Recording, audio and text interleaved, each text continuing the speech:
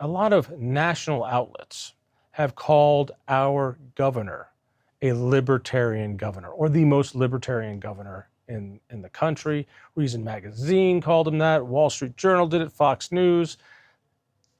Is Jared Polis a libertarian? Absolutely not. Reason and Cato are both beltway libertarians that do not represent the greater party, certainly do not represent the people of Colorado that are in the Libertarian Party or our leadership. I lost my job. I'm a registered nurse, and I lost my job due to his COVID mandates. And he called me and so many of us selfish bastards for refusing to get the vaccine and refusing to wear masks. I'm a nurse. I knew better. I've read what was happening as it was happening and saw what was coming down was not scientific whatsoever. It was purely political.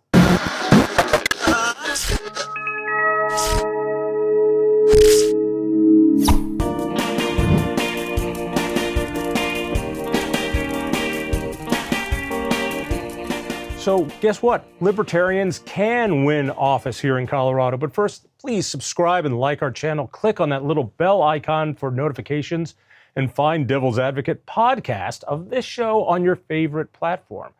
All right, so Aron Lam, you're a libertarian. You got elected. How? Well, it's quite simple. By choosing to focus on an election that is actually winnable versus something like the president or even governor of Colorado. This is something that so many times in the past, because it is such a high level position and so many of our libertarians are seeking notoriety rather than actually victories, if you focus on the local level, we can win. All right, and this local level is dog catcher? Well, you absolutely can. Those are positions you just walk in on. You don't even really have to run. But yes, I'm the mayor of Keenesburg. Where's Keenesburg? It's just up 76 past Hudson. How many people live in Keenesburg? Approximately 2,500 right now. So this is a very small town. Oh, yes, certainly. And I'm sure this pays really well. Oh, great. This is a big paying job. $500 a month. It's incredible. Really? That's better than I thought it would be, sure. actually. It's not nothing. And did people know you were a large L libertarian when you ran? Absolutely. It was no secret. I was on several podcasts, including Brandon Mork's Free State Colorado podcast, and I did not hide my beliefs whatsoever. All right. Let's get into the libertarian thing. When I say large L libertarian, I'm of course talking about the Libertarian Party. There is a small party, it's a Libertarian Party.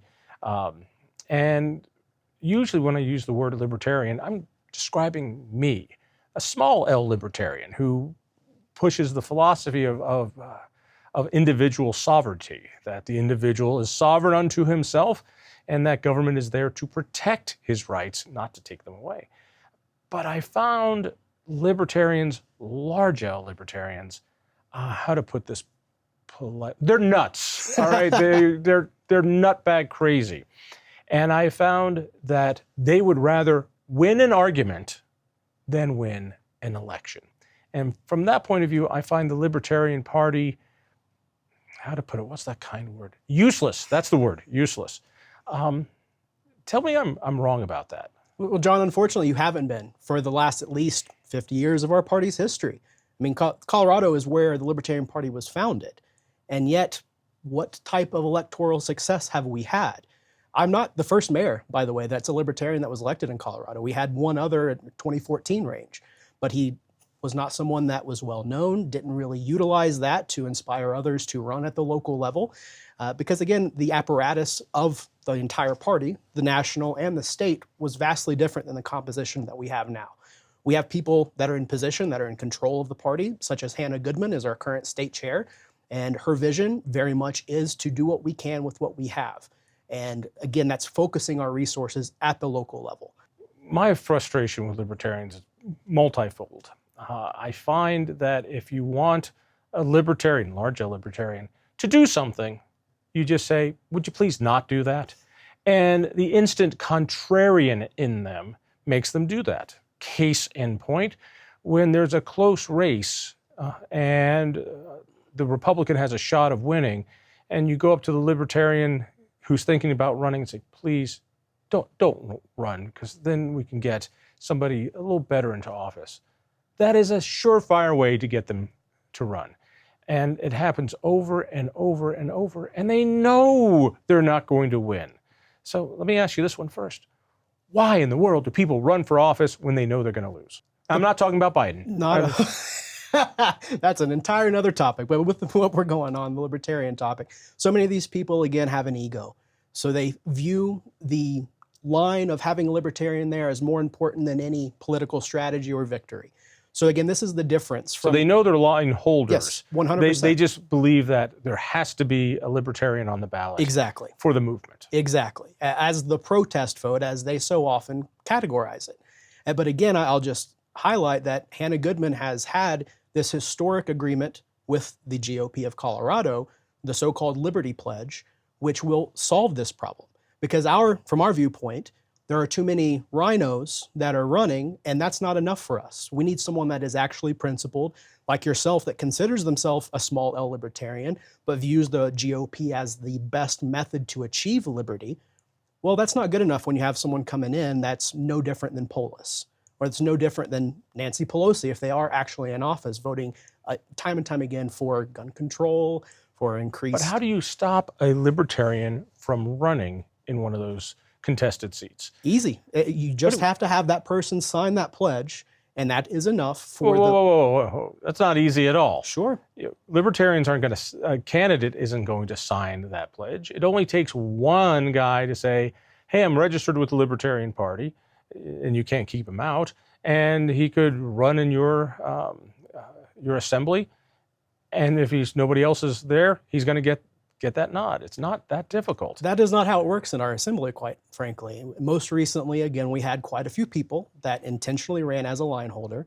We used this as a negotiating piece with the different candidates from the GOP, saying, hey, we have this pledge. If you are willing to sign it, we will talk with our candidate about dropping out. And again, that is up to that individual candidate, but it's not some random person. You're talking about the Republican signs. The Republican signs it, yes. A pledge to be pro-liberty. Correct. And again, that pledge is not crazy. It was crafted in such a way that it should be completely palatable to the liberty-leaning Republican. What does it say? Quite a few things, such as we don't need to get into it. I mean, it'll take the next half hour. We don't need to get into the taxes, regulatory property rights, gun rights. Yes. What about things like abortion? It's not mentioned. What about drug policy? Also not mentioned.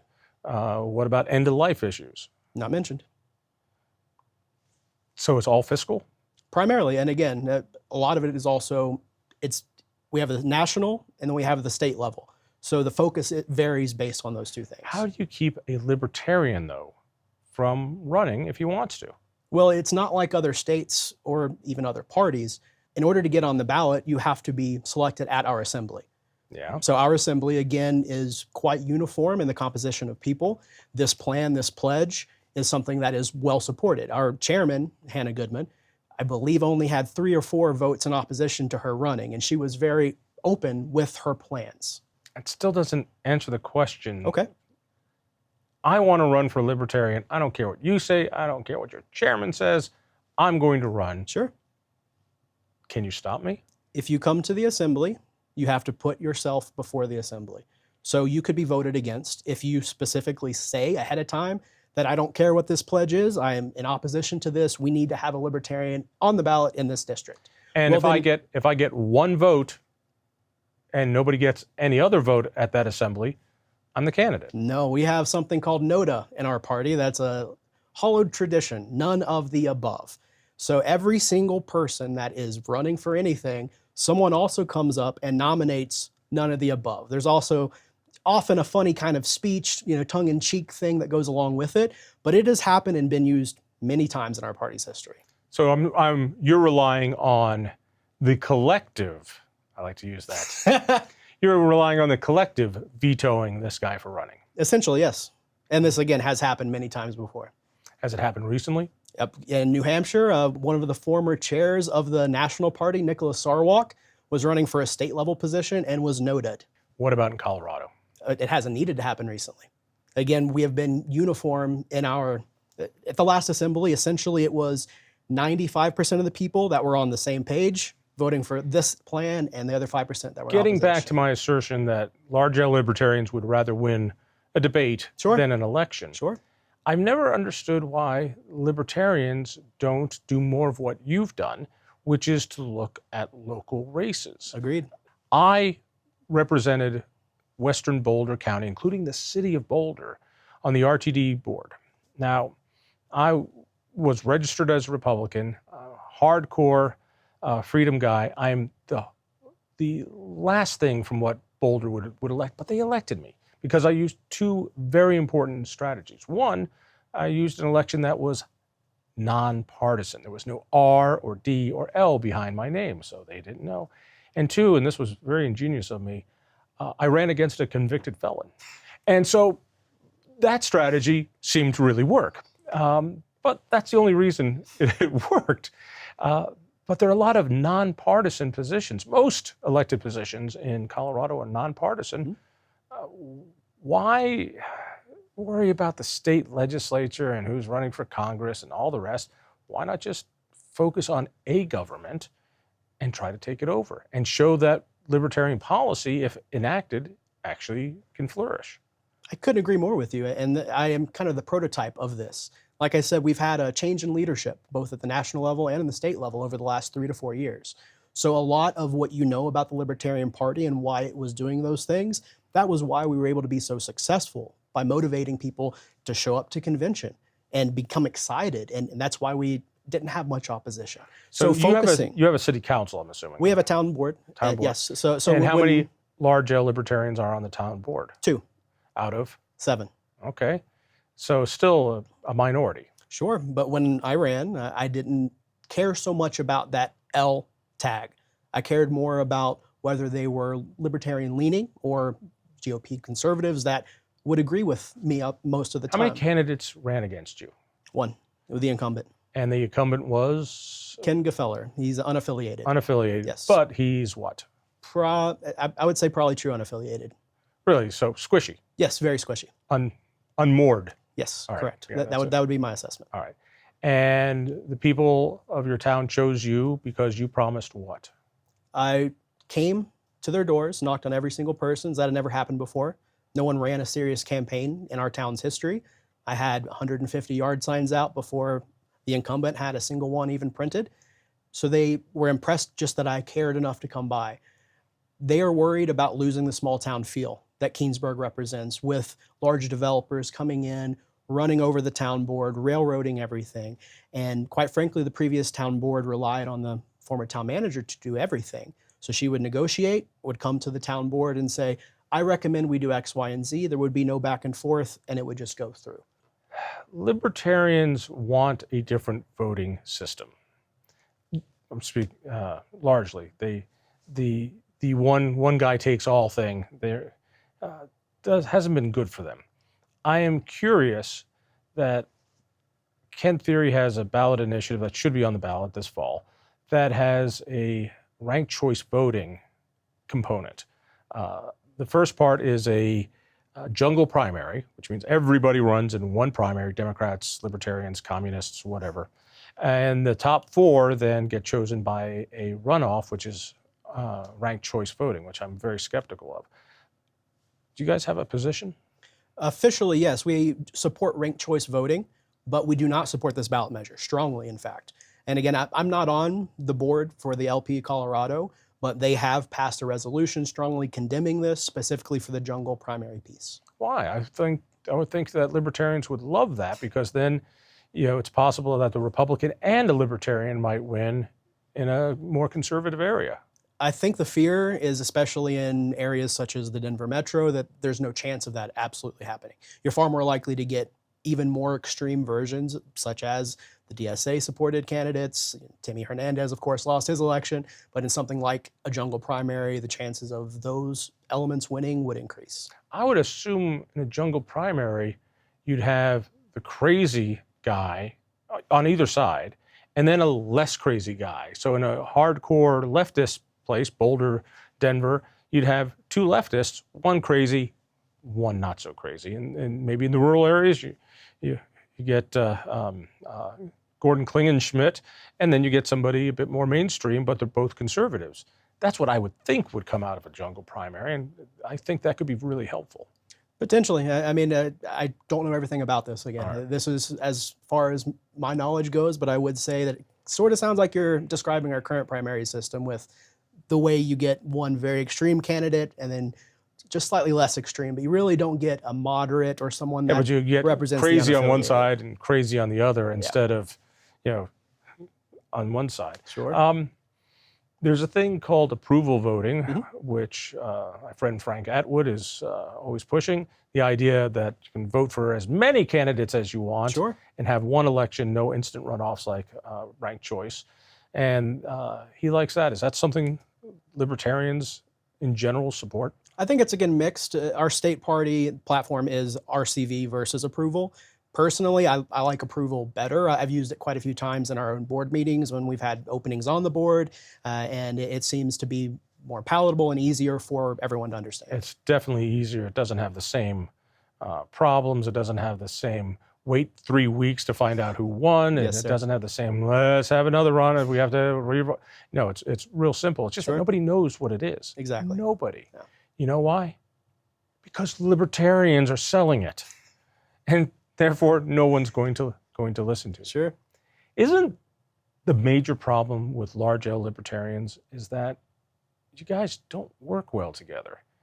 The left, they take orders, they give orders, everyone marches to the same beat, so it seems. Sure. Republicans, less so, but still, there's much more party discipline. When you have a party based on wild individualism, it's not conducive to a party. Makes it difficult, that's for sure. I was at the national convention. I got to see Donald Trump speak, was about 5 rows back, and was surrounded by people that were on both sides of the fence. Many hated the fact that he was there and wanted no part of it other than to disrupt. Others were open-minded and wanted to see what he had to say to us, because this is a historic event. By all means, the front runner coming into this election in the fall, coming to the Libertarian National Convention, trying to seek our vote. What side did you come down on? I was excited to see him, again, because it being an historic moment. And I do think that he did a lot of good. And I liked that he promised to free Ross Ulbricht. And I thought it was very entertaining when he didn't know how to react when he was talking about economic policy and talking about Biden inflation. And I mean, pretty much everyone on both sides, excited to see him and not, were on the side, this was you as well. This is the Federal Reserve that during COVID, when you just increased the printing to an unprecedented level. And of course, Biden definitely continued it, but I do think Donald Trump needs to take some of the blame for that. It happens on both sides. I was excited that he talked about cryptocurrency, said that he'd keep his hands off of it, Sure. and that he would not have a United States digital currency, Yes. like China does. CBDC. These are big things. I think it was a victory for Sure. him to go. I think it was a victory for Libertarian Party to think that they were influential enough that this guy had to come and pitch to them. Sure. And it's also great for Trump. It shows that he's not afraid to go where he's not welcome. Sure. Let's bring it back to Colorado. I care about Colorado. Are the Libertarian Party numbers growing, shrinking? How's the state of the movement? I'd say over the last 5 years, the trend is certainly upwards. I don't remember the numbers quite offhand. I believe we're somewhere around 40,000. Now you got 12 people? Is that? I think we have about 40,000 registered libertarians in Colorado, which admittedly is still a small number, but compared to the other third parties, that still makes us above and beyond the third largest. Where do you think they come from? Do you think they are disinfected? They might be disinfected too. They're probably very hygienic people. Sure. Do they wander off the Republican reservation because that just went to pro-government? Did they go off the Democratic reservation because they become too cancel culture and don't believe in civil rights anymore? I believe people become disillusioned on both sides. I'll speak for myself. I was a Ron Paul Republican when I was in college, was a delegate in the state of Virginia for 2 years, helping to get Ron Paul delegates down to Florida for the national convention that year. And seeing how Reince Priebus completely disrespected Ron Paul, throwing out the main delegation. He was never going to win, of course, but he had enough spots to have a speaking slot. Right. And they changed the rules at the convention to prevent him from having that and played a video like he was dead. It was just a memorial video. So that is what threw me out of the Republican Party, because I saw that what I believed in our wing of the small L Libertarian, which is what I was at that time, were not welcome. Talk about the 40,000 members of your party. Sure. Do you think they were more former left-wingers? There's quite a few. And again, I think that doesn't give me a sense. No. So let me expound on that. So again, the composition of our leadership has changed more recently. So the prior leadership, absolutely. And again, due to Ron Paul, absolutely were more lefty. We're more former Democrats. Because again, the Ron Paul campaign absorbed so many of people that were actual registered libertarians that registered Republican just to be a delegate for Ron Paul.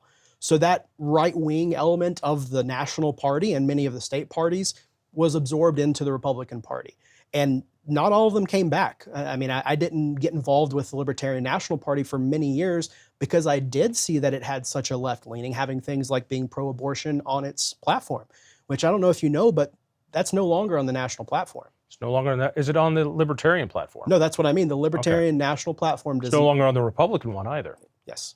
This idea that, I know libertarians have always told me, no, we pull votes away. I'm talking about when you run on an election. Sure. Oh, they can't blame that person lost because we stole their votes, because we steal equally from both. There's no way to prove that. And I look at Barb Kirkmeyer, for instance, losing her U.S. House seat by far less than what the Libertarian put in there, which, if he didn't win, she'd be in Congress right now. I think Congress would be a little better. I don't disagree, and that's the whole idea of the spoiler effect, of course. And it's argued on both sides. I think that, as you say, it's not clear that 100% of those votes would go one way or the other, and it's not clear whether even if 70% of those votes went. In that case, it would have, and this was the motivation and why Dave Williams thought that it was beneficial to sign this Liberty Pledge, is for those people that do believe this is the case, and for those edge case races, this is an opportunity for the Republican in this situation to guarantee that there's not going to have that spoiler effect by simply promising to be a good constitutional Republican. Why not take 40,000 people and infiltrate the Colorado GOP?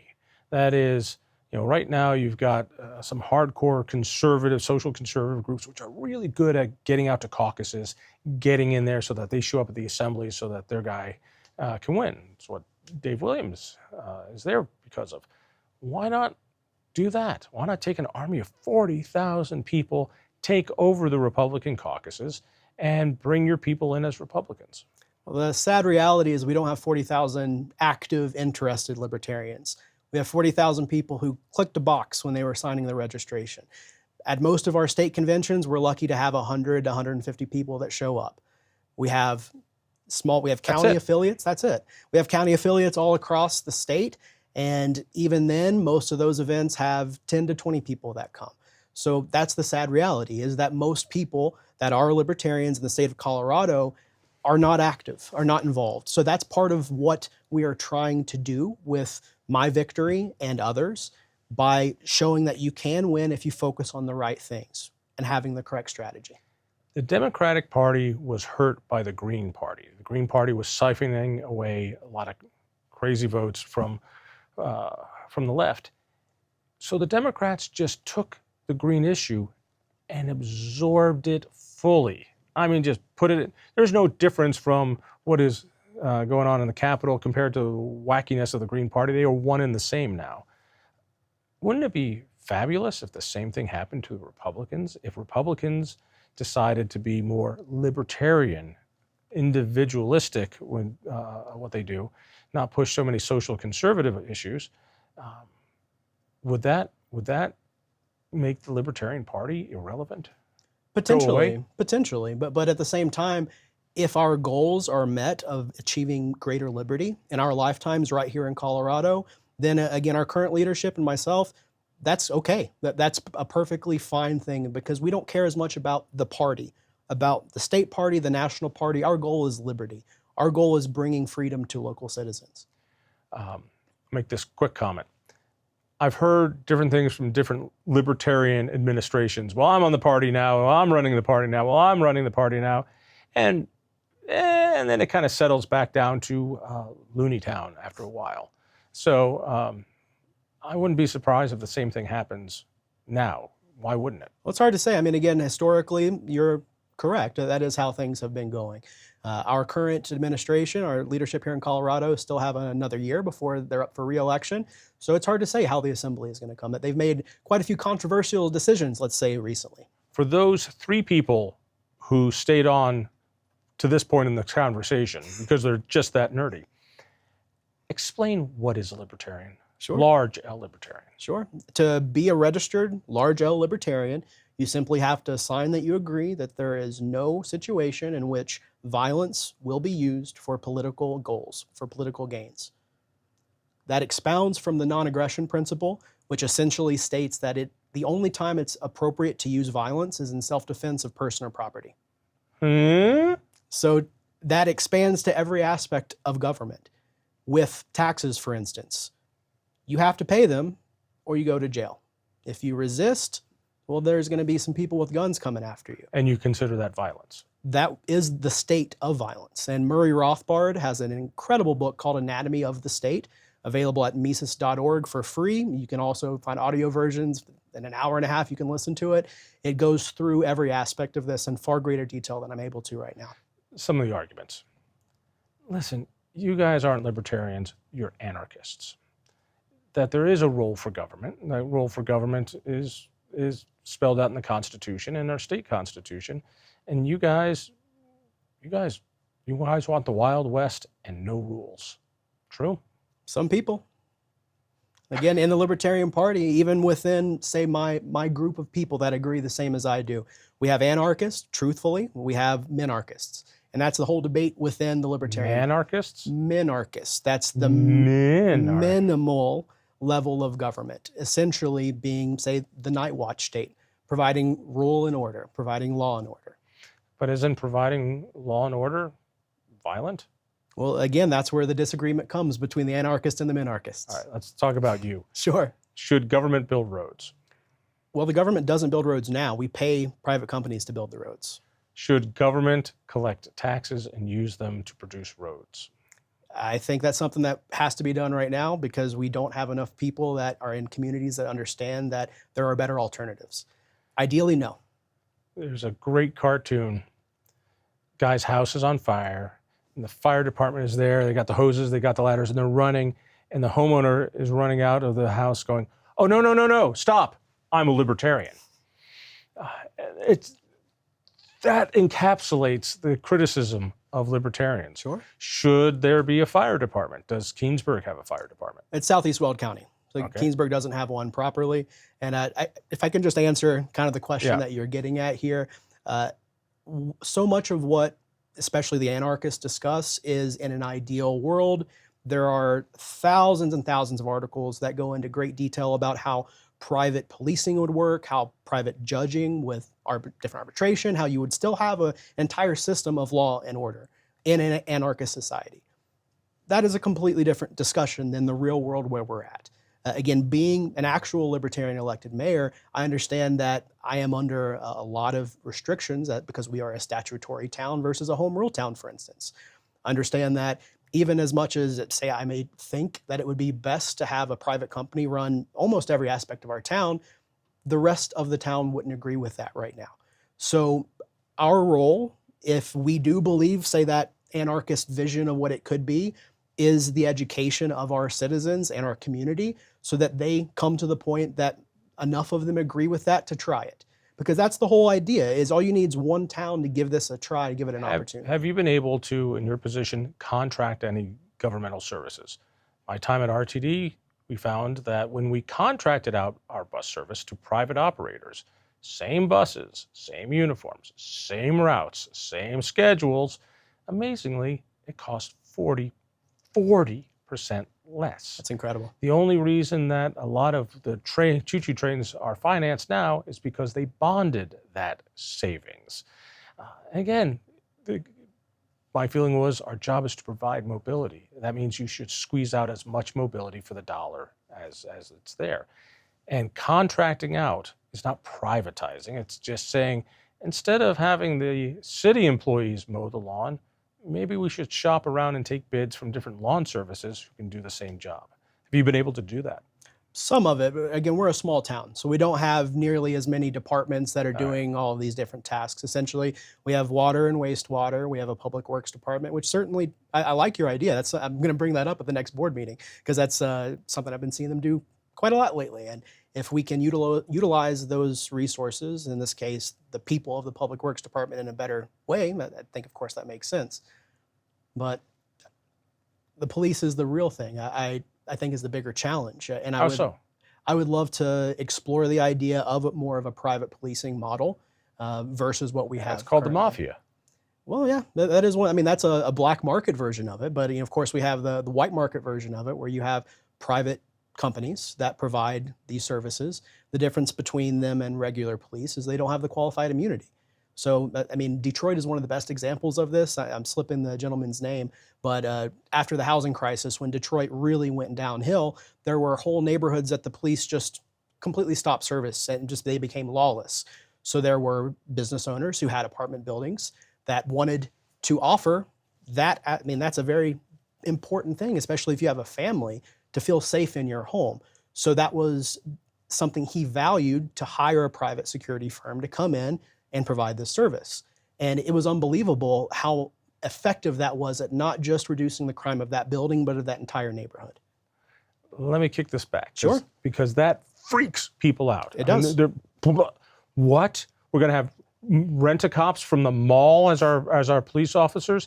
That is completely wrong. I don't want some guy who's a bouncer at Bubba's bar to slap on a badge and a gun and think he's a cop. Sure. We have government-run cops, and because of that, they're much more accountable to us. One would hope. Unfortunately, the reality isn't quite there. We are fortunate in Keenesburg. We do have quite a few excellent police officers that really care about our community, about keeping it safe, but also not infringing upon constitutional rights that they are doing. Do you have any city cops? We do. Again, Really? Our police department was formed about 4 months before I took office. So we are actively dealing with a lot of the growing pains associated with that. But I did just want to say, again, unfortunately, it's very easy to find examples of good police officers across the country that are acting very poorly, whether it's unconstitutional seizures and breaking into people's homes and arresting people for no reason, or the acorn falling and just opening fire on an innocent car. So unfortunately, these rent-a-cops that you say could be the case, we already have quite a few of those. What's nice about contracting out service is when you're not satisfied or when they break the contract, you have recourse. Exactly. You can fire them right away. Exactly. In RTD's case, if the company isn't doing their job, they get dinged. And so the contract has to be right. And if they're not doing what they're supposed to do, you go, all right, you're not driving the buses. We own the buses. You're out. This other company is in starting tomorrow. And it brings a lot more accountability because finally there's competition. Exactly. There's no competition for government. Who are you going to call? The other police? And now you can say, kind of, sort of, we could call the other police if we don't like what's here.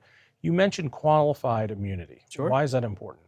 Because it gives bad cops an excuse to continue to be bad without any consequences. There are many examples of an old lady who doesn't trust the banks, has been saving all this cash, and she's going to go and put down her down payment for moving into an assisted living facility. And on the drive there, a police officer pulls her over, seizes all of her assets. They don't have to, in most states, even associate it with a crime. It is suspected of a crime. And it is an unbelievable nightmare to try and get those assets back. Often it doesn't happen. There was an Institute for Justice case on that in Texas. So it's not as crazy as it sounds. No. So if private police did it, those private police would be held accountable. Exactly. And they could be sued personally. Exactly. Cops don't like that. And again, I am not in favor of it because it does not encourage good police officers. It just hides bad behavior. You're not in favor of? Qualified immunity. Now, Colorado has a bit of a hybrid. Yes. The first $25,000 is on the cop. Step in the right direction? I do agree. I would say it is definitely a step in the right direction. Let me ask you about the celebrity vibe of libertarianism, because if you like smoking weed, you're a libertarian, because that's all it takes. Let me ask you this one. This is really important.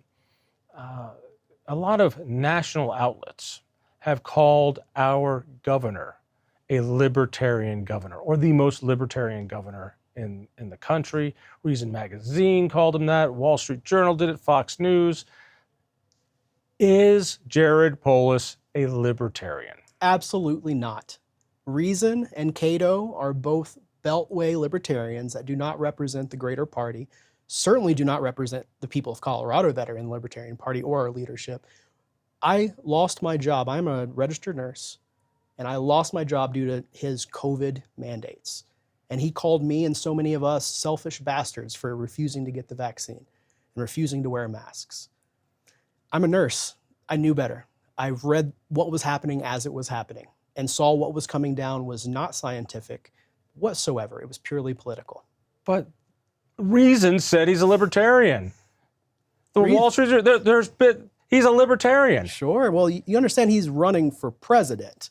Not this term, but certainly in the future. Do you suspect that perhaps Polis is a contributor to Reason or Cato, to good libertarian organizations?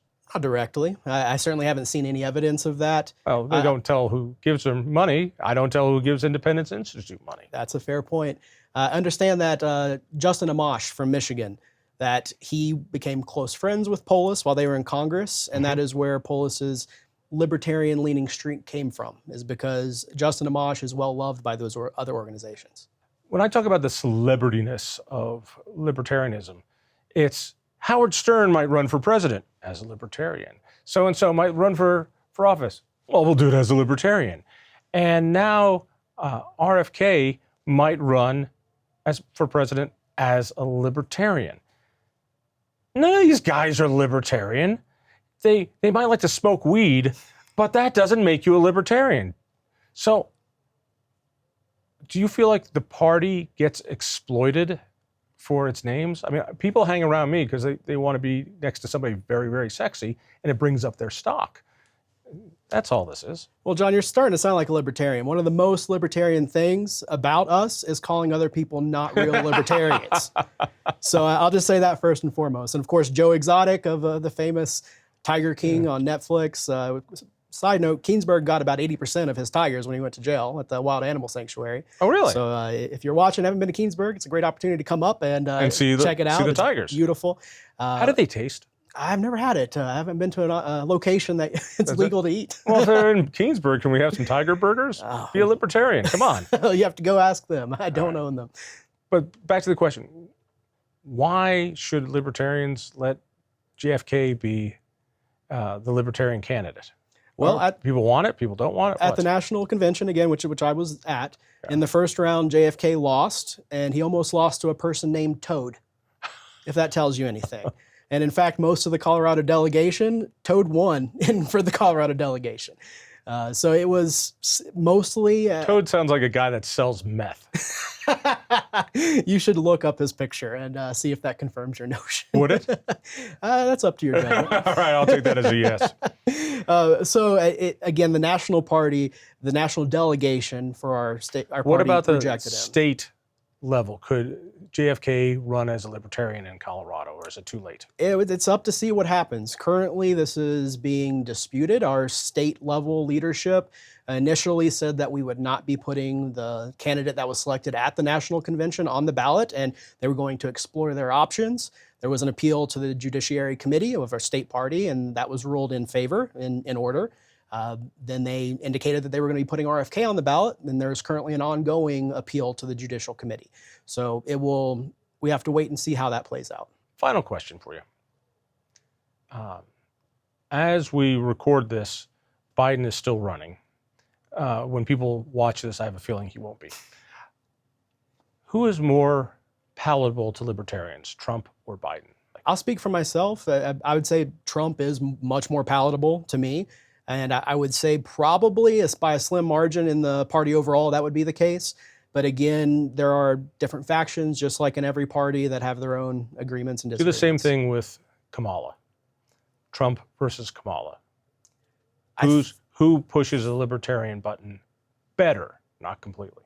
I would say Kamala slightly, just for checking the woke boxes. Again, being a woman of color, and that's enough for some people by a slight Libertarians margin. would vote based on somebody's skin color? Again, a small minority would, but otherwise, That is really disappointing. But again, otherwise, I still think in that And racist. it is, quite frankly. But even in that head-to-head lineup, I do think that more libertarians would be voting for Trump than Kamala, especially because of her terrible history of locking up so many people for marijuana charges, as you referenced earlier. That's something that many libertarians do care about, and laughing about it afterwards, and just the way that she rose up the political ladder in San Francisco is deeply distasteful to many of us. People want to get more information either about you, Keenesburg, Libertarian Party.